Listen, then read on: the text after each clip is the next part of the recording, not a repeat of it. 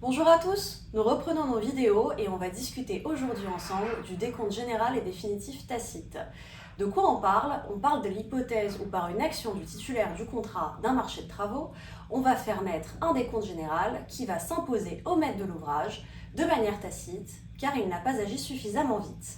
Donc on va discuter avec vous de qu'est-ce que c'est, comment ça marche, c'est quoi l'intérêt et comment se faire payer un décompte général et définitif tacite. C'est parti!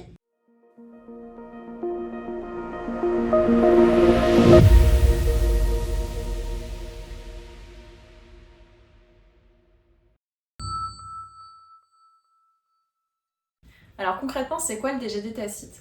En fait, quand vous arrivez en fin de marché, vous avez fini, les travaux sont achevés, la réception a eu lieu, arrive le règlement financier du marché. Dans le CCAG travaux, on a plein d'étapes et plein de délais qui sont prévus pour établir le décompte général et définitif. Donc d'abord, le titulaire établit son projet de décompte final et ensuite le maître d'ouvrage établit le décompte général. On s'est rendu compte en pratique que parfois le maître d'ouvrage tardait un peu à établir ce décompte général et que certains titulaires pouvaient se retrouver pas payés du solde de leur marché pendant plusieurs mois du fait de l'inertie du maître d'ouvrage. Et du coup, pour remédier à ça, on a une nouvelle procédure qui est intégrée depuis 2014 dans le CCAG Travaux qui prévoit que si vous, titulaire, vous avez bien établi votre projet de décompte final mais que le maître d'ouvrage n'a pas, dans les délais dans lesquels il doit vous répondre, établi le décompte général, si ensuite il n'y a toujours pas de réponse du maître d'ouvrage, donc silence total, et le projet de décompte final que vous avez établi devient le décompte général définitif tacite. C'est-à-dire que les sommes que vous avez intégrées, vous, dans votre PDF, même si elles ne sont pas complètement justifiées, même si elles ne sont pas complètement dues, elles sont opposables au maître d'ouvrage qui ne peut plus faire de commentaires et ne peut plus établir un nouveau décompte général puisque c'est devenu définitif, opposable, et que c'est ces sommes-là que vous avez mis dans votre PDF qui devront vous être réglées. C'est le principe du DGD tacite, c'est de répondre à l'inertie du maître d'ouvrage en prévoyant que le projet établi par le titulaire devienne définitif au bout d'un moment quand les délais sont expirés et que le maître d'ouvrage n'a pas établi son décompte général. Maintenant que vous savez c'est quoi un DGD tacite, l'idée c'est de voir d'un point de vue de procédure comment est-ce que ça fonctionne. Donc vous le voyez là, on vous a fait apparaître un schéma qui résume un peu la situation. Donc le droit applicable, c'est le CCAG Travaux, c'est l'article 12. Vous avez aussi de la jurisprudence qui vient compléter évidemment. Et ce CCAG Travaux qui existe, il peut être différent, pensez-y quand vous êtes titulaire, si vous travaillez avec des entités spécifiques. Par exemple, si vous travaillez avec la RATP ou avec la SNCF, c'est pas le CCAG Travaux classique qui va venir s'appliquer. Donc comment ça fonctionne le DGD tacite? Vous avez la réception des travaux, première étape. Deuxième étape, vous, titulaire du marché, vous allez faire votre projet de décompte final. Vous allez l'envoyer au maître d'œuvre et au maître de l'ouvrage 30 jours après la réception. Ce projet de décompte final, c'est votre demande de paiement final qui va venir récapituler toutes les sommes que vous souhaitez voir payer. Donc c'est les prix initiaux, les éléments supplémentaires, travaux sub, suggestions techniques imprévues, etc., etc. Ce projet de décompte final, il ne faut pas le bâcler parce que ça va venir vous lier vous en tant que titulaire. Ce que vous avez mis dedans, c'est tout ce que vous pourrez demander par la suite devant un juge. Si vous avez oublié quelque chose, c'est trop tard ensuite pour le demander. Si vous n'établissez pas ce projet de décompte final, le maître d'œuvre pourra venir se substituer à vous à la demande du maître de l'ouvrage après mise en demeure. Donc imaginons, réception, projet de décompte final que vous avez fait en tant que titulaire, vous l'envoyez au maître de l'ouvrage et au maître d'œuvre. Le maître d'œuvre va venir accepter ou rectifier le projet de décompte final. Votre projet de décompte final, après modification par le maître d'œuvre, devient donc le décompte final et il est ensuite envoyé par le maître d'œuvre au maître de l'ouvrage. Le maître d'œuvre, on va réinsister ensuite sur cette question-là, ne peut pas refuser le projet de décompte final, il peut seulement l'accepter ou le rectifier lui-même. Il ne peut pas vous demander non plus vous de le rectifier en tant que titulaire. Ce qui se passe normalement après l'étape 3, qui est la modification, la rectification par le maître d'œuvre du projet de décompte final, c'est que le maître de l'ouvrage doit normalement accepter ce décompte final du maître d'œuvre qui va devenir le décompte général. Le décompte général est ensuite transmis au titulaire dans le plus tardif des deux délais, soit 30 jours à compter de la réception par le maître d'œuvre de la demande de paiement final du titulaire, soit dans un délai de 30 jours à compter de la réception par le maître de l'ouvrage de la demande de paiement final du titulaire. On va avoir un DGD tacite quand vous, en tant que titulaire, vous allez vous heurter soit à l'absence totale de toute nouvelle du maître d'œuvre et du maître de l'ouvrage dans les 30 jours suivant la réception de votre projet de décompte final, soit quand vous avez le rejet de votre projet de décompte final par le maître d'œuvre. Vous, en tant que titulaire, quand il ne se passe plus rien après l'envoi de votre projet de décompte final, vous pouvez envoyer vous-même un projet de décompte général au maître de l'ouvrage avec copie maître d'œuvre. Ce projet va comprendre le décompte final que vous avez établi, toutes les sommes que vous souhaitez obtenir concernant le marché. Et c'est là où il ne faut pas se tromper dans les délais. Si le maître de l'ouvrage ne vous répond pas dans un délai de 10 jours suivant la transmission du décompte général que vous avez établi, le décompte devient un DGD tacite, c'est-à-dire qu'il est définitif et qu'il doit être réglé par le maître de l'ouvrage. À quoi il faut faire attention dans le cadre de la procédure du DGD tacite? Alors premièrement, il y a une exclusion à la possibilité de se prévaloir d'un DGD tacite, c'est quand vous êtes dans le cadre d'une réception sous réserve. Si vous êtes en réception avec réserve, donc il y a des petites malfaçons ou non-façons et qu'il faut y remédier dans les délais impartis, pas de problème, le DGD tacite est possible.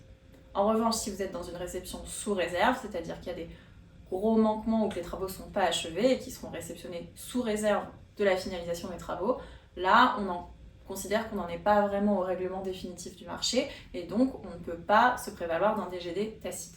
Donc il y a vraiment cette exclusion-là, dans ce cas-là, réception sous réserve, pas de DGD tacite.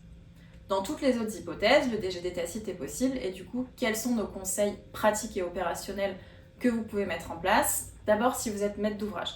Si vous êtes maître d'ouvrage, attention, puisque la procédure du DGD tacite est prévue par défaut dans le CCAG travaux, donc vous devez la maîtriser. Si vous ne la maîtrisez pas, il faut dans ces cas-là prévoir une exclusion, prévoir d'y déroger dans votre CCAP et vous dites que la procédure de DGD tacite ne s'applique pas, auquel cas si vous ne répondez pas ou si vous n'établissez pas le décompte général, il n'y aura pas de DGD tacite.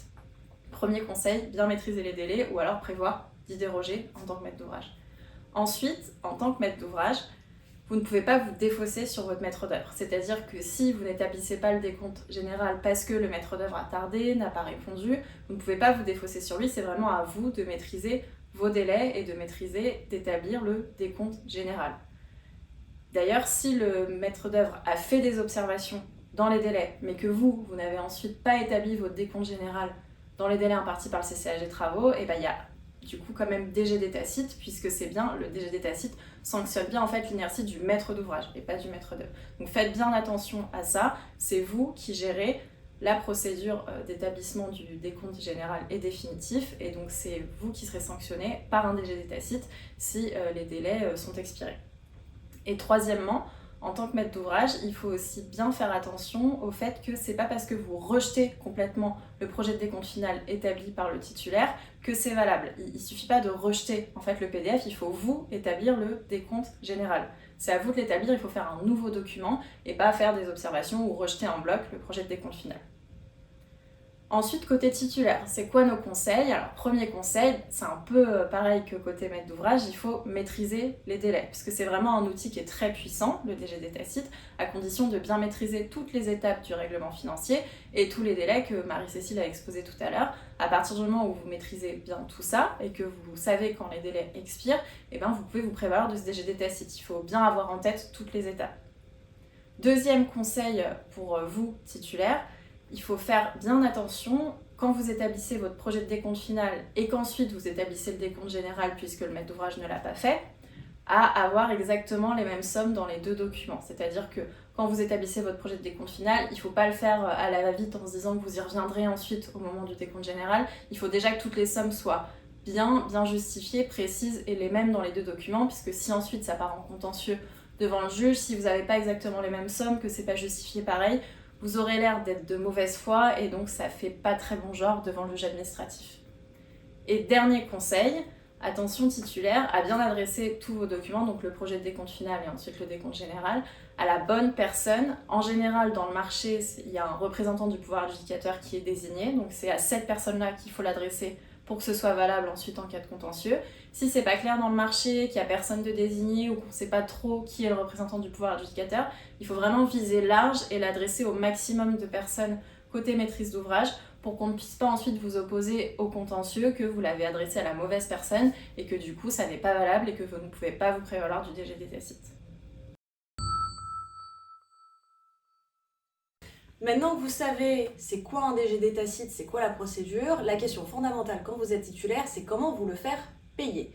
Alors, premier réflexe, pensez à l'amiable. On peut effectivement se dire que vous, titulaire du contrat, vous allez faire un courrier au maître de l'ouvrage en lui disant « Cher maître de l'ouvrage, je constate que toutes les conditions sont réunies pour un DGD tacite. J'aimerais avoir le paiement, ce DGD tacite du coup comprenant le solde du marché certes, mais aussi toute la partie réclamatoire. » Le maître de l'ouvrage, lui, en réalité, n'a que très peu d'intérêt à vous faire droit à cette demande amiable-là, puisqu'effectivement, il va se retrouver à payer beaucoup, et souvent, du coup, les maîtres de l'ouvrage préfèrent contester les DGD tacites. Donc, si la voie amiable ne fonctionne pas, vous avez ensuite deux voies contentieuses. Une voie rapide, la fast track, qui est le référé provision, qui fonctionne, qui est sanctionné par le juge administratif, qui le reconnaît en matière de DGD tacite, puisque vu que vous avez un décompte général définitif, normalement, on ne peut plus le discuter à l'intérieur. Donc, par la voie du référé provision, devant le juge administratif, vous pouvez en obtenir le paiement. Toutefois, il y a quand même quelques petites jurisprudences isolées qui considèrent, alors c'est rare, c'est souvent en première instance, mais que du coup, il y a un renvoi vers le juge du fond pour discuter vraiment du DGD tacite. Donc, si vous ne gagnez pas au niveau du référé provision pour cette raison-là, vous pouvez aussi saisir le juge administratif au fond pour vous faire payer. Finalement, ça vaut toujours plutôt le coup de faire le référé provision, notamment si vous avez besoin de vous faire payer vite.